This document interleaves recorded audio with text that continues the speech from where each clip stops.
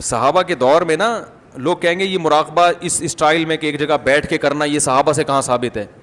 صحابہ کے دور میں دماغ کو بھٹکانے والی اتنی چیزیں نہیں تھی جتنی آج ہیں.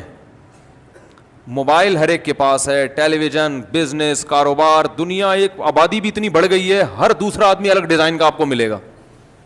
پہلے گاؤں دیہات ہوتے تھے، ایک بندہ آپ کو پہاڑ پہ نظر آ گیا بس، پھر ایک بندہ کہیں وہ ادھر دوسرے پہاڑ پہ نظر آیا، اور وہ بھی آپ ہی کی طرح کا ہوتا تھا، تھوڑا سا ناک نقش اور فنگر پرنٹس کا بس فرق ہوتا تھا، باقی کلچر بھی وہی. اب تو شہری زندگی ہے، ادھر آپ کو ایک زبان والا ملے گا، ادھر دوسری زبان والا، وہ بریلوی ملے گا، ادھر دیوبندی ہے، ادھر سلفی ہے، ادھر وہ غیر جماعت المسلمین والا، مذہب کے لحاظ سے اتنے فرق، پھر ادھر پی ٹی آئی والا، ادھر جے یو آئی والا.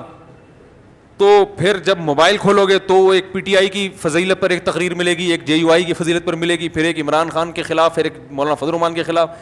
ایسا دماغ انسان کا کچڑ پچڑ بنا ہوا ہے نا کہ وہ آخرت کے علاوہ دنیا کے ہر کام میں چیمپئن بن چکا ہے. سمجھ رہے ہیں؟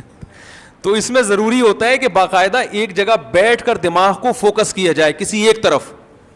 تو اس لیے یہ مراقبہ کروایا جاتا ہے.